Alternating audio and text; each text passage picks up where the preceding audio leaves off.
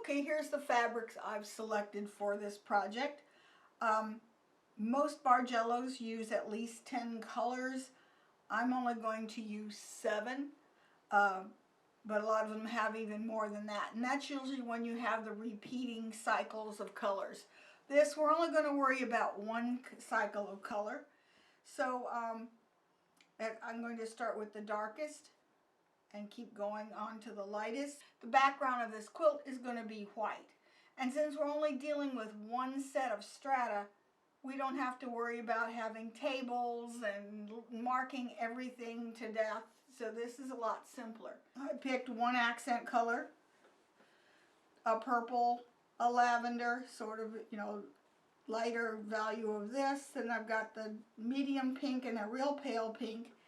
And then I'm going to pick the green sort of to signify leaves. So if you really want to be sure if you're getting them in the proper order, the best thing to do is to take a black and white photo of your colors or run them on a copy machine. And that way you can see really what is darkest, because you want it, at least for this project. You may want them all bright colors and different colorways. There are no rules. This is for a baby quilt, so I want it kind of soft and flowing. I'm going to worry about one set of strata at a time. And by strata, I mean your cycle of colors. Okay, I cut out my strips. Now I decided to go ahead and cut them 2¼ inches wide rather than 2½, simply because this is a baby quilt and I'm only going to be putting one layer in here. And I would like it a little bit smaller just to make the design just a tiny bit more delicate, but you don't have to. In fact, if you buy jelly rolls, they're already cut at 2½ inches, so the work's already done for you. But I had to pick my colors. You know me, I don't do things normal anyway. Okay, so I have arranged these in order from dark to light. So this is the way I had set them. And remember I told you that if you take a Xerox copy, you will see what the value truly is. So, okay, this is obviously the darkest. Okay, that's good. But here, I thought this one had a little more white in it. So therefore, I thought that was the lightest one. Or once you get it to the grayscale, to be honest with you, the lightest one is this light pink right here. But of the two greens, this one actually is lighter, so I'm going to sew them in this order. So here's the other half. One.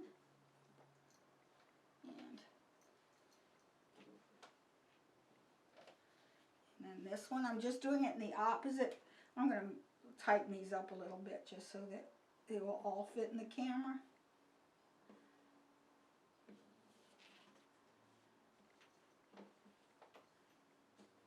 Okay.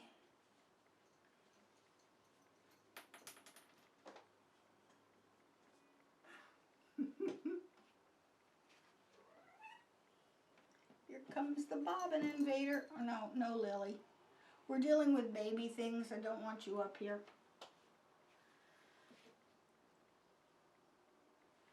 Here's a light one. So I just spread it from dark to light all the way out with a cattail in the middle. No, go away.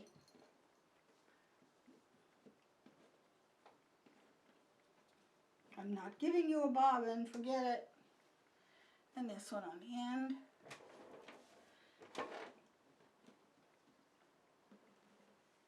There. Okay, I like the way this looks. So this is going to go through the center of my quilt. I'm going to have white on either end. Now how much white to use? Well, we'll figure that out later. I'm going to sew them 2 by 2, but I'm going to go ahead and put a sticky note on them. As soon as I have them all labeled, so I've labeled them 1, 2, 3, 4, 5, 6, 7, all the way up to 13. So now I'm going to start sewing these together. Now what you want to make sure is that you have an accurate 1/4 inch stitch, or whatever stitch you use. Whatever stitch you use, make sure it's as accurate as you possibly can get. So what you want to do is I'm going to sew 1 to 2, 3 to 4, 5 to 6. I've put the label at the top of the strip. And I'm going to sew these all in the same way. So I'm going to just simply put them together with the even number on the top. Even number on the top. And it's really hard to determine where the top is because everyone's selvages are different. And it doesn't necessarily mean that all of the strips are going to be even at the other end. And that's fine too. So what I want you to do is sew these together. Strips, the one odd, one even. And with the even on the top, sew it from the top to the bottom. Number 13 you won't sew right now. I have set up my machine for a 2mm long stitch length and just a straight stitch. I'm using center needle position because I'm using my 1/4 inch foot. So I'm going to start, and I'm just, these little furry things at the top are a little distracting, so I'm going to cut those off. Okay. And just sort of be mindful where those selvages are. I'm just going to guess it's there. I'm going to be cutting the end off anyway.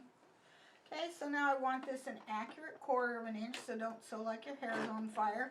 Don't pull on either of the fabrics, just hold them together so that they're even with a nice 1/4 inch seam.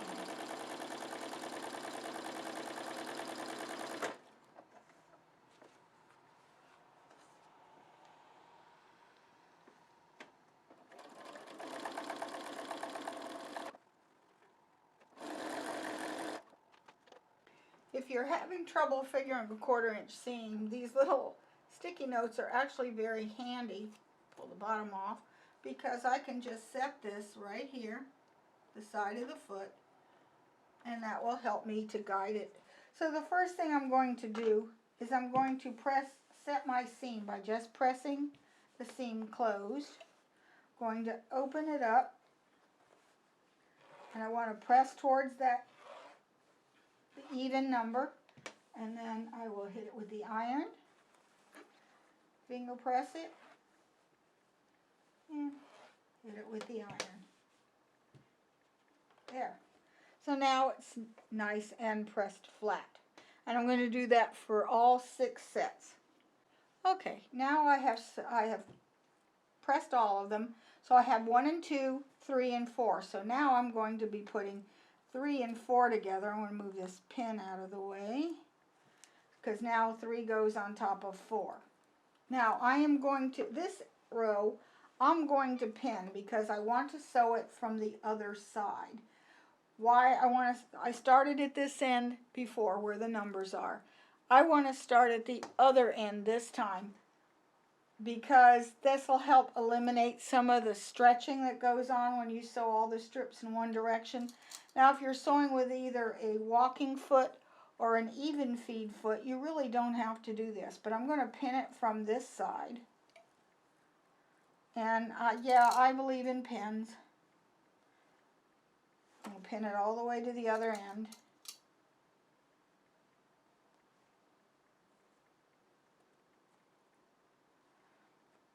The whole strip.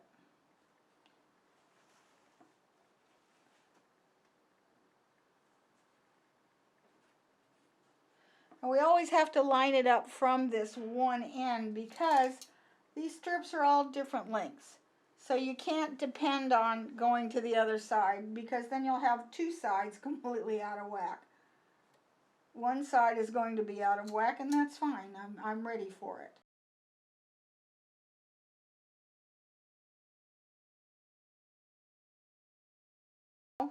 I'm going to go back to the machine, and this time I'm going to sew from this side, but because I have the pins, they will line up. Okay, same stitch length.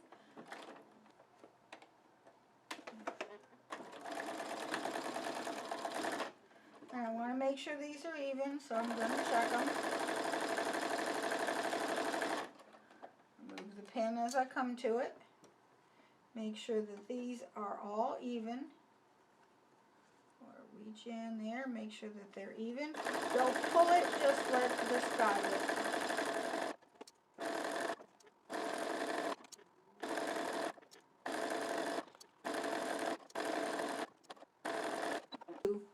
once again, press towards the even numbered strip. So what will happen is that they will be flipping. 2 will be out, 2 will be in. Why do we do that? It's because we will have a lot less problems with nesting our strata together when we start making the Bargello strips, that it will already be pressed in the correct direction. Okay, so I'm going to finish these off camera and then press them all again towards the even number.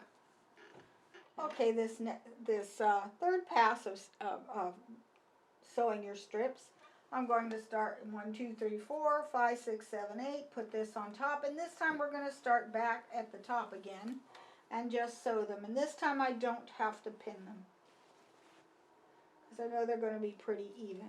Okay, and once again I am going to press this towards the even number once I'm done stitching. And I'm going to put I have 3 sets together, so I will sew all of these together and be right back. Okay, so this time I'm sewing them starting at the top just like I did before. Right here. And just sew again all the way down and making sure everything is even, but don't pull it, just gently put them together and sew.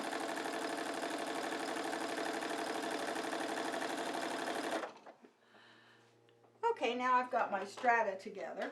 This one is symmetrical, so here's my center. It's exactly the same. It's mirror imaged on either side. Now, I still have the numbers attached. They're no longer necessary. However, if I were doing more than one, that it was directional, so that I had the colors layered this way, as if I had used a whole jelly roll that, say, comes with 2 sets of 20 colors or whatever, and you used all 20 strips in a certain order, then you would want to mark where the top of it is. This doesn't necessarily have a top, so it would look like this. Okay, so this is how it's going to go on to how we're going to cut the strips this way. Then you would mark what would be your top, and especially if it's repeating, you would want to mark one of the strips as the top of the design, although it can change. Remember, with a full Bargello, you're going to be rotating all these all over the place. This is a single unit, so we don't care. So now, how much to add the background fabric? I want to measure how long this is. I'll take away 1/2 inch. We'll press it really good, which is 23.5 inches, so say 23 inches.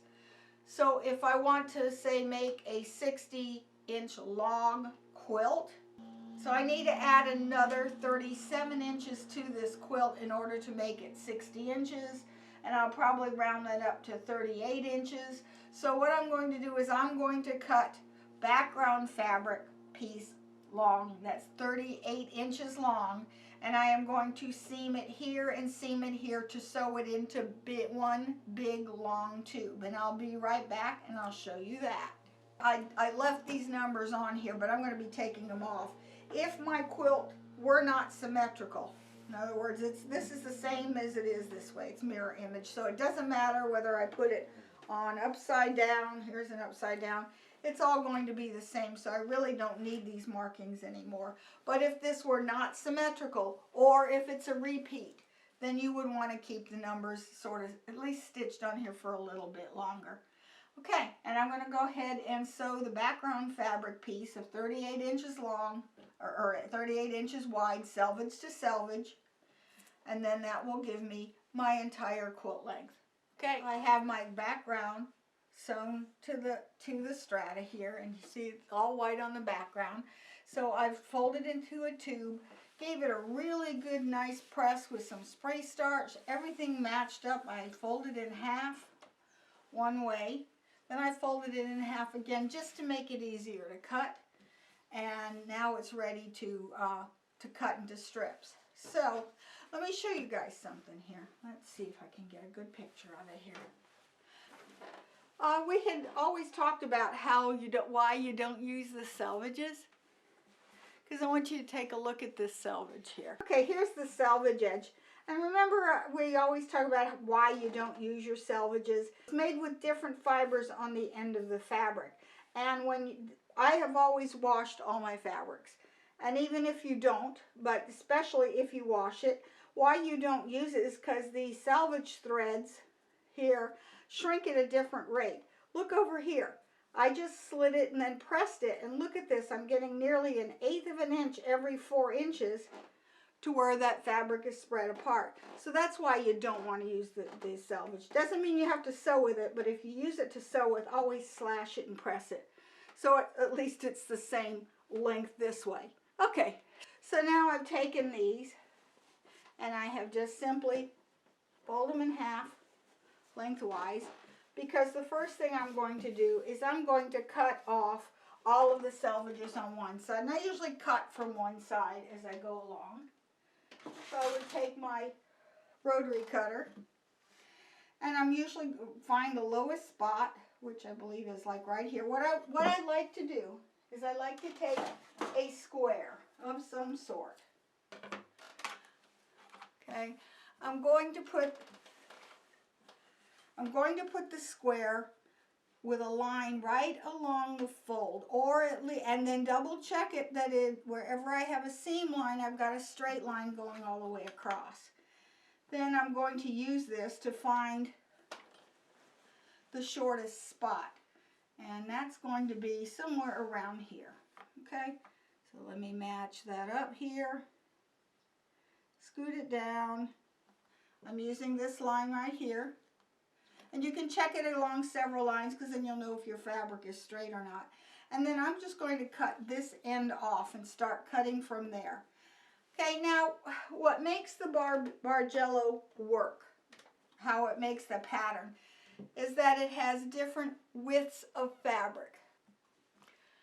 Okay, anytime you want a sharp curve, so you want a sharp angle like this, you're going to put these strips relatively narrow, because everything is going to graduate one down. This will become more important later on. So the wider the strip, the more gradual the curve that is curve optical illusion, because there's really no curves there. They're pixelated, just like whenever you're looking at a newspaper or a picture, if you look really, really close, they're nothing but squares. And then they move up and down, and that's what the eye can't follow, those little pixels very easily. Strip is really narrow. Then what happens is that the angle looks very sharp. Okay, if you have wider strips, then as you put them together and you start to curve, the wider the strips, the more gentle the curve. Okay, I've cut out some strips here. I've cut them 3/4 of an inch, 1 inch, 1 1/4, 1 1/2, 1 3/4, 2 inches, and 2 1/4. I could go bigger, but I don't know, so I just cut a few of each. So let me start.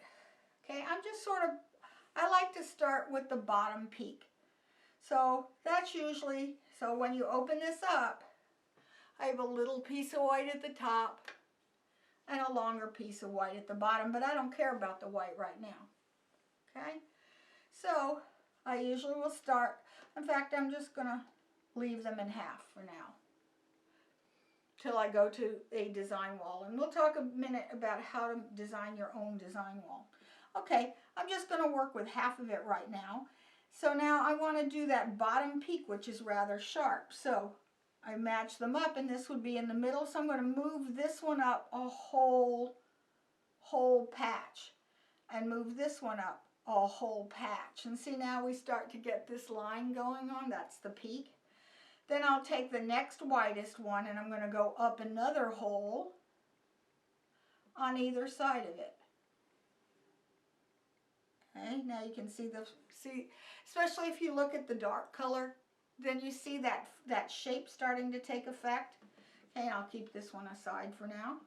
Okay, and then I'll go to the next wider, and I'm going to keep going up for a little bit, one on either side. I usually start with a center patch, that peak, and then I work my way around that. Okay, and I have an extra. I'll do something with that later. Again, with the next widest, the next widest, Okay, now let me scoot this down some. Okay, there. Okay, now we want it to start to expand out. So I would come over here and go one wider. Now notice how this starts to arc in this direction. See, if I go up the same length, that's going to give it more of a linear look. I make it a little wider here.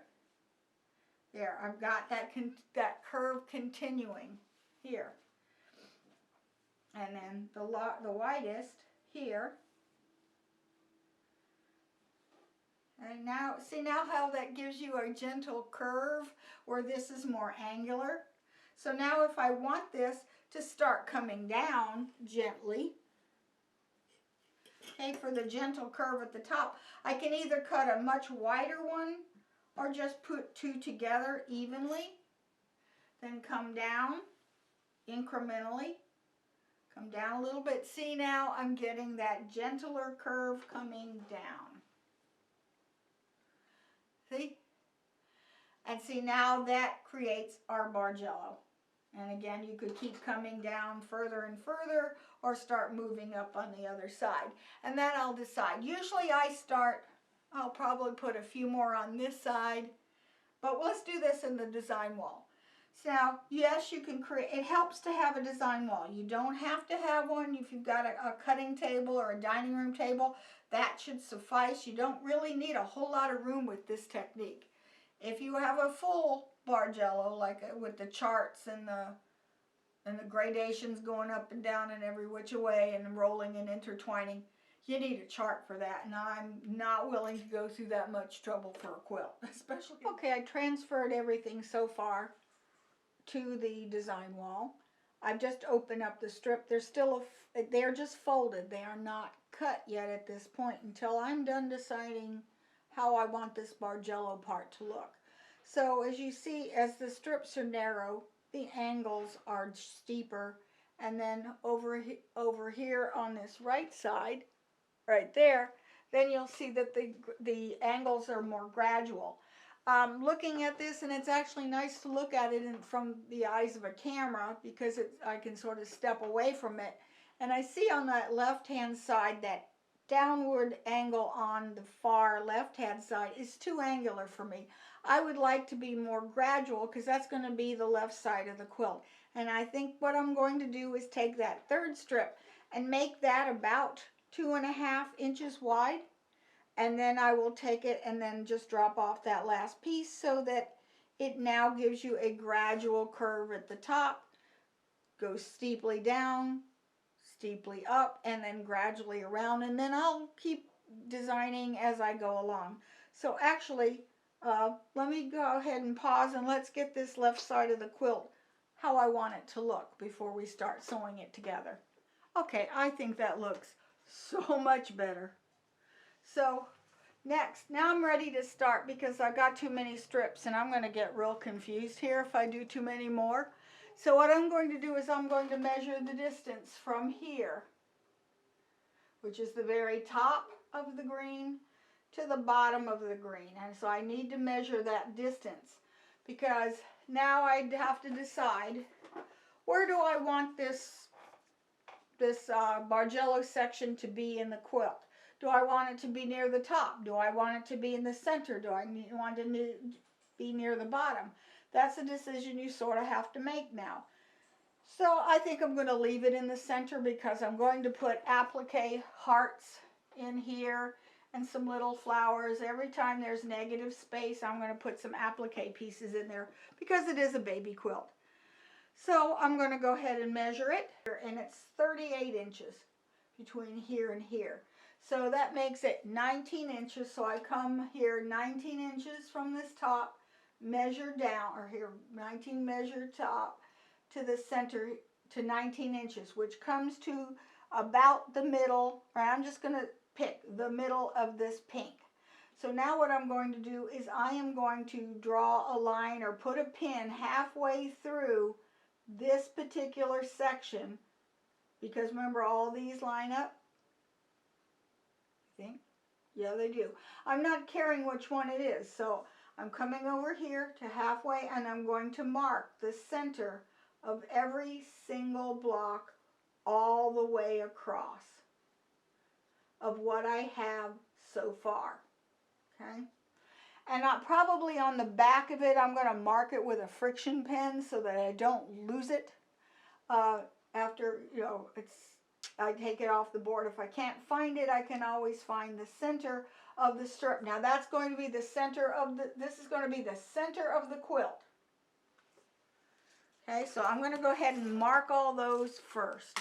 I'm just going to put a pin with one of those yellow stickies on it so that I know where it is on each piece. Okay, so I am going to see how I have the stickers going down the center of the quilt on all the blocks. All these will line up because this is where I'm going to start pinning. So what I'm going to do is, I know that is the center of my quilt. I'm going to take these first 2 rows down. I'm going to take this in the center, right here, where 10 is. Okay. I'm going to match it in half. So I'll give it a finger press. I'm just going to put this pin right back here for now. I'm going to do the same thing with the block that's next to it. I'm not going to try to work with more than 2 pieces at a time. Okay, I'm going to do the same thing here. I'm going to take this in the center of the block, match it together, give it a finger press crease, stick a pin in that crease, and I'm going to stick those pins right back because I don't trust me at all. Okay? So I know that my center, where my fold is here and my fold right here, have to match. However, I don't have to pin it there. Then I'm going to see how these 2 nest. So I nest it. I'm just going to pin it for now. This one is going to nest as well. So you want these 2 to match. Okay, that's all I'm going to worry about for right now, because what I'm going to do is take both pieces in the center, take my piece here, pull it all the way out. There, they're stuck. Okay, here's my center piece. Fold it in half like this. Okay, this is this one piece. And cut it. You don't have to unsew anything. Okay? Then I have the center of this piece. Again, I'm going to put this in the middle. Take the other piece. Let me get this out of the way. Take this second piece like that. Okay, and cut it in half. Don't worry if these ends don't exactly match. That's why I recommend that you make this background fabric about 1 inch or 2 wider than it needs to be, or longer than it needs to be, so that you can go ahead and finagle things if you like. Okay, now I'm going to nest these all along this edge and sew them together with a 1/4 inch seam. Okay, so we'll do that on the machine.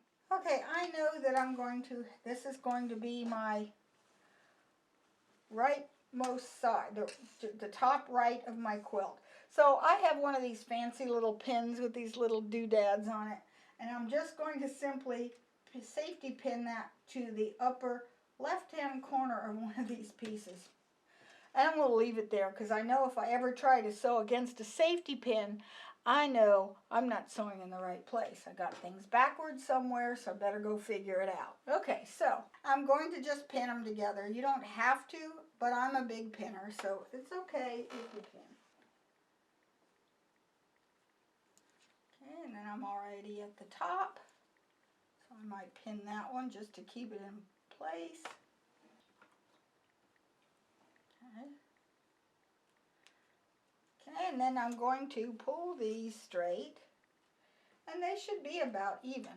And I'm just Don't worry about if this top is not perfectly even. Remember, we made it a little bit longer. In case it doesn't match up, we just lop it off, even it up when we're done.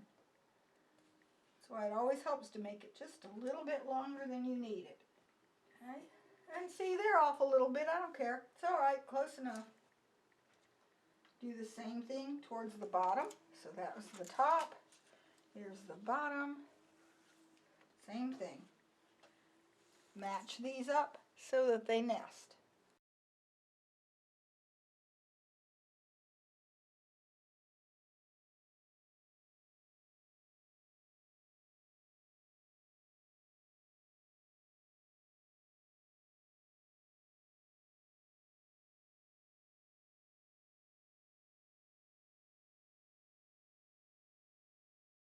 Again, I'm setting my stitch length to a small stitch length, and I'm just going to sew it 1/4 of an inch.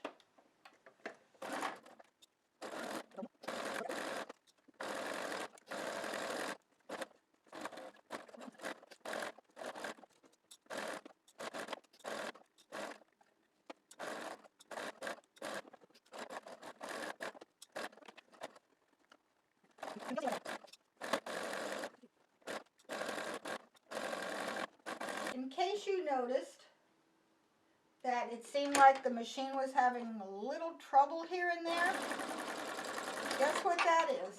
That's a dull needle. That is what happens when you don't change your needle after doing a whole lot of paper piecing. Then I'm going to press them all to one side, but notice how these seams are nice and perfect. See how nice they are? They match exactly as if you'd put a whole lot of work into it. Okay, so now I'm ready to go on to grab the next piece. Here's my next strip. Okay, here is my center. So I'm going to match up my seams and just mark my center. I'm going to put this back just right there for now. I'm going to take this center right here where I've matched it in half, fold it in half, like that. I can now cut the big strip, big white strip. Okay. And I start with my center again. I know this has to go over here. Okay, here's my center there. Okay, I know that has to go there. So I'm going to simply nest here. Make sure those nest. I'm going to just nest it on the other side and pin that.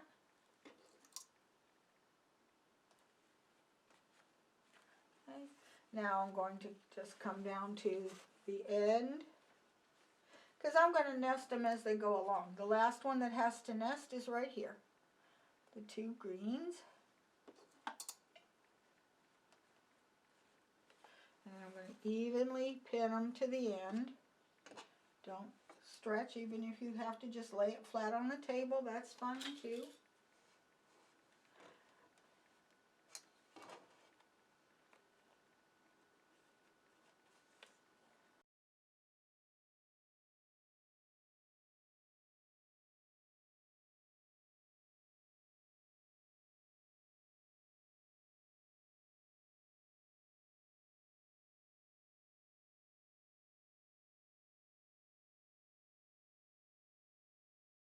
This is the top, so I am sewing over here. So if I knew I had to sew through this pin, I'm sewing the wrong side. And yes, I have done that before. And now I'll sew this one together.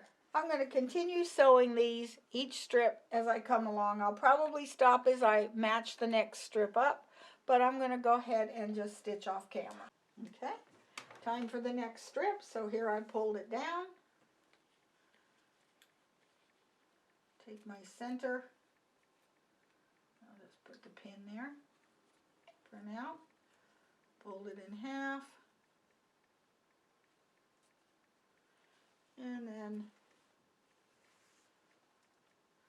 this, and cut this. Okay. Here's my pin. And I'll put this back down in here over to this right hand side just so that it's not in the way. And then I will go ahead and pin it. Now what I think is really nice is the fact that because we originally pressed all of these seams towards the even number of strips, the even numbered strips, then what happens is that always our strips going to be nesting in the correct direction, so we don't have to do any flipping around or anything like that. See how they're always opposing? This one is always going to be opposing, which is why I don't really need to use pins except for in strategic areas like at the beginning and the end. Over here, the last nested seam is right here. Okay, so I'm just going to pin here. In fact, if you like, you can just pin the ends. If you're that sure, I'm not. Let's see, I'm just pinning. Probably 2 or 3 pins just to get this middle section straight. Okay, and then down here to the other end. Bargello, the last 2 places I need to nest is the last pin I'll put in. So I'll hand nest those together, then pin them, pin the strips, and then sew. Simple as that. And as you sew along, you can feel the nesting, so you can put it together. So I have this part under the needle and then take this and just take it in between your fingers and push it together. And usually what I do is I put my finger right here as I guide it through under the needle. And that's all there is to it. So I will be back. And see now, look at how, see all of the seams are going in opposite direction without any kind of trouble at all. You don't have to flip anything and things get caught funny. No, you don't. It works a lot better.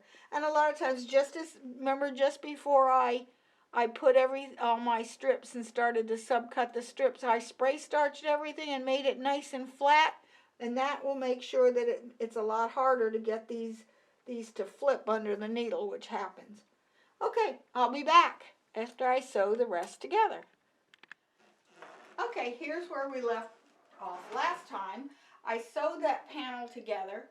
Although I did make one change to the original measurements here, is when I came up on this way, along this arc here, this seemed to be a little too sharp. Remember, the thinner they are, the sharper your angles, and as they graduate and get bigger, then it gives you a more graceful arc over here. This was still a little too angular. So according to the calculations, this one should have been 2.5 inches. Instead, I make it 3 1/4, so it'd be even wider and give you that nice wide arc there. Okay, so I measured it because I need to know how many strips and how wide to make this thing. So let's see, my limit's going to be 40 inches wide. So I probably want to stick to maybe 38, 39 inches wide for a baby quilt. So I measured from the center to here. It comes out at 16 inches. That makes it 32 inches. Not quite big enough. So I needed to add a few more strips. So I just measured out here and I cut another strip. And here it is. Okay, so I made this one a little wider. Now I wanted this angle to be not as sharp. So I actually made these bigger. So instead this was supposed to have been cut. This one was 2 inches. This one should have been 2 1/4. And it is, excuse me. It should have been 1 3/4 inches. Instead, at 1 3/4, so this one would have been 2 inches. Instead, I made it, well, it is 2 inches, okay? And this one I made another 1/2 inch wider. So you don't have to go by the same increment. Because if I go down by the same amount, like it was a 1/4 inch between the strips width-wise, if you make it a little wider, then it gives you a more graceful curve. So here, this one is actually starting to curve up. And now, when I sew this, okay, this would be about, this will be 36 inches, about. I can add more strips later if I wanted to. But I decided to make this symmetrical, so I wanted a big arc in the center, so I'm making this the center of the quilt. So I'm going to make things symmetrical from here. So here, I measured out. So here I put these two.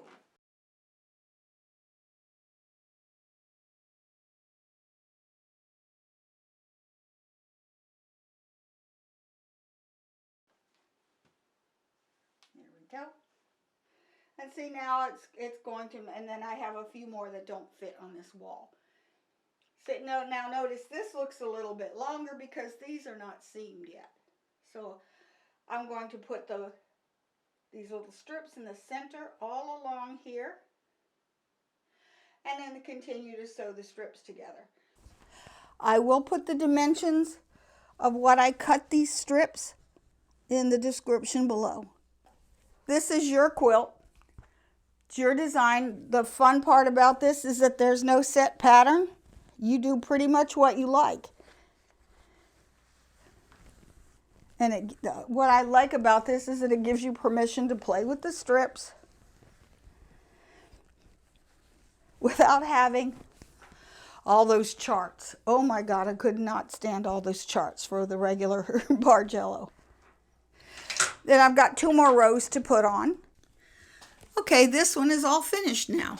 So look how simple it is. It's got a lot of white space that actually I'm planning on making a baby quilt out of this. So I'm going to be putting on baby things.